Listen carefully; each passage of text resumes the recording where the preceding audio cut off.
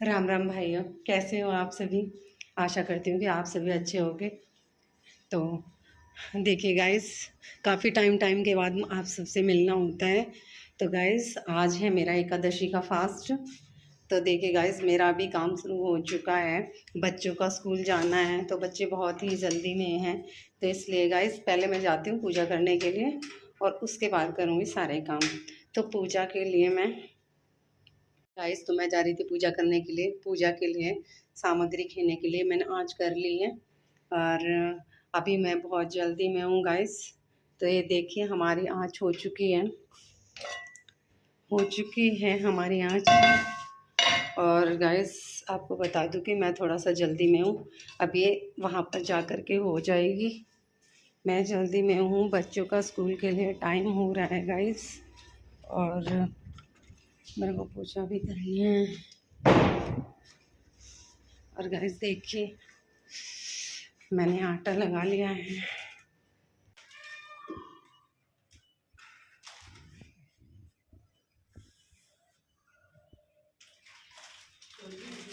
तस्वीरें साफ करने के लिए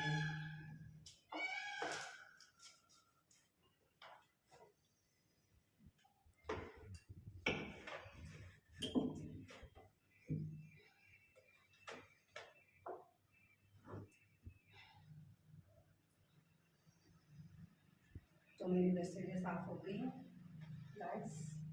अब मैं थोड़ा पानी ले लेती हूँ, अपने हाथों को वॉश कर लेती हूँ। ठीक है जी। और ये देखिए जोत, रुई मेरी इस डिब्बे के अंदर रखी है गाइस, क्योंकि नीचे हमें पूजा का रूम है, तो बार बार रुई के लिए हम नहीं जा सकते। ऊपर रुई का पूरा पैकेट रख रखा है, इसलिए थोड़ी सी रुई ला करके हम यहाँ पे रख लेते हैं। तो जी, अब मेरी पाती बना देती हूँ मैं इसकी फटाफट से। ये देखिए गाइस, मेरी बाती बन चुकी है। तो जी, स्पीकर है, इसको इधर स्पीकर देखिए।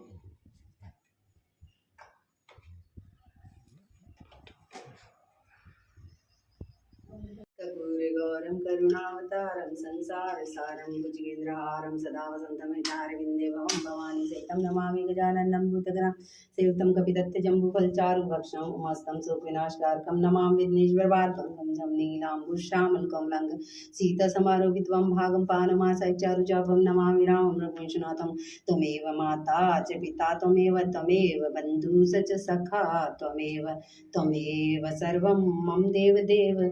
देवंत काले तुम सांवरे हो, बंसी बजाते मन को लुभाते, प्यारे जरा तो मन में विचारो, क्या साथ लाए क्या ले चलोगे, सोचो विचारो यही नाम पुकारो।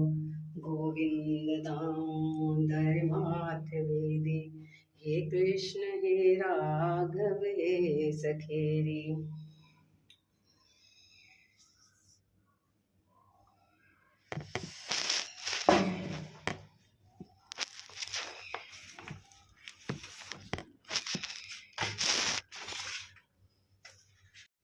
देवशनी एकादशी महात्म्य। आषाढ़ मास की शुक्ल पक्ष की एकादशी। भगवान कृष्ण बोले, हे धर्मात्माओं, मैं श्रेष्ठ युधिष्ठिर आषाढ़ मास के शुक्ल पक्ष की एकादशी का नाम देवशनी है। ब्रह्मा जी ने नारद जी से कहा था कि आज के दिन विष्णु को शयन कराया जाता है और वह कार्तिक शुक्ला एकादशी को जागते हैं। चातुर्मास का व्रत इस एकादशी से प्रारंभ होता है। जो मनुष्य ब्रह्मचर्य का पालन कर चातुर्मास का व्रत करते हैं, वह विष्णु भगवान को प्रिय है। शिवलोक में उसकी पूजा होती है, सर्व देवता उसे नमस्कार करते हैं। चंद्रायण आदि कठिन व्रत से भी यही चातुर्मास के व्रती को समाप्ति समय चाहिए। ब्राह्मणों को भोजन दक्षिणा से प्रसन्न करे, गौओं का दान अवश्य करे। तिल के साथ मिलकर जो स्वर्ण दान करते हैं, वे भोग व मोक्ष दोनों प्राप्त करते हैं। गरीबों के लिए गोपी चंदन का दान देने से भगवान प्रसन्न होते हैं। हल्दी के दान से गौरी शंकर जी को प्रसन्नता होती है और चांदी के पात्र में धरकर हल्दी का दान देना वामन भगवान की प्रसन्नता के लिए है। ब्राह्मण ब्राह्मणों को दही भात का भोग लगाना चाहिए। चातुर्मास व्रत में जो एक बार भोजन करते हैं, समाप्ति में गरीबों को अन्न खिलाते हैं, वे स्वर्ग को जाते हैं। इस व्रत में जो तथा चावल इत्यादि जो अभ्यागतों को खिलाते हैं, वे स्वर्ग को जाते हैं। अब पदा एकादशी के महात्म्य की एक पौराणिक कथा कहता हूँ। सूर्यवंशी में मानधाता राजा प्रसिद्ध सत्यवादी अयोध्यापुरी में राज्य करता था। एक समय उसके राज्य में अकाल पड़ गया था। प्रजा दुखी होकर भूख से मरने लगी इत्यादि। हवन आदि शुभ कर्म बंद हो गए। राजा को कष्ट हुआ। इसी चिंता में वन को चल पड़ा। अंगीरा ऋषि के आश्रम में जाकर करने लगा, हे सप्त ऋषियों में श्रेष्ठ अंगीरा जी, मैं आपकी शरण हूँ। मेरे राज्य में अकाल पड़ गया है।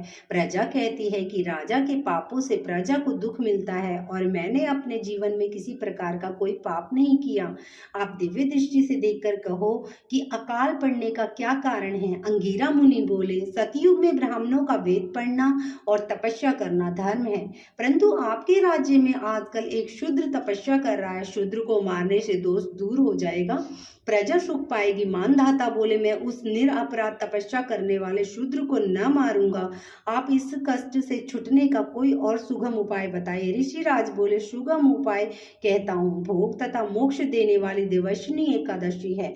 इसका विधि पूर्वक व्रत करो, उसके प्रभाव से चातुर्मास तक वर्षा होती रहेगी। इस एकादशी का व्रत सिद्धियों का दान देने वाला, उपद्रवों को शांत करने वाला। मुनि की दीक्षा से मानधाता ने प्रजा सहित पदा का व्रत किया और कष्ट से छूट गए। इसके महात्म्य पढ़ने या सुनने से अकाल मृत्यु का भय दूर हो जाता है। आज के दिन तुलसी का बीज पृथ्वी या गमले में बोया जाता है तो महान पुण्य होता है। तुलसी की छुई हुई पवन से भी यमदूत भय पाते हैं। जिनका कंठ तुलसी की माला से सुशोभित है, उसका धन्य जीवन है। और आप इस दिन फलाहार में किशमिश का सागर ले सकते हैं। किशमिश, फल, दूध, मिठाई आदि लिए जा सकते हैं। बोल लक्ष्मी जी विष्णु जी। गाइस, मैं नीचे से पूजा करके आ चुकी हूँ और बच्चों के स्कूल का टाइम हो रहा था। मैं थोड़ी जल्दी में हूँ, इसलिए मेरे को आटा गूंदना है गाइस। तो ये देखिए, और अब मैं आटा गूंद रही हूँ। आटा कम इसलिए है क्योंकि हम दोनों का फास्ट है, मेरे हस्बैंड का भी और मेरा भी। ये देखिए गाइस, ये दूसरा आटा है और ये मुझे अलग से गूंदना पड़ता है, अलग से गूंदना पड़ता है। ये मेरी बेटी का है अलग से, तो ये अलग गूंदूंगी मैं आटा। तो मुझे 2 जगह करके आटा गूंदना पड़ता है गाइस। तो आपको तो पता ही है, एक बार जब इकट्ठा आटा गूंदते हैं तब, और जब 2 अलग अलग जगह गूंदना पड़ता है तब। मैं इसकी चोटी कर रही हूँ हर्षू की। इसके स्कूल का टाइम हो रहा था और जब ये थोड़ी सी भी लेट हो जाती है तो इसको गुस्सा बहुत आ जाता है और मैं भी थोड़ी लेट ही हो रही हूँ। अब बस आने का सिर्फ 10 मिनट का टाइम रह गया और 10 मिनट के अंदर मुझे सारा कवर करना है। मुझे खाना भी बनाना है इनके लिए अभी। और अभी एक छोटू सा बेटा है, वो तो अभी निकला ही नहीं है मेरे नहा करके।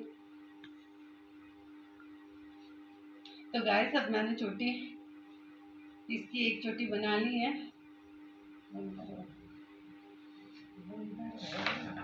तो गाइस, मेरा काम ख़त्म हो चुका है और बच्चे स्कूल जा चुके हैं। उनका खाना नाश्ता मैंने बना दिया है।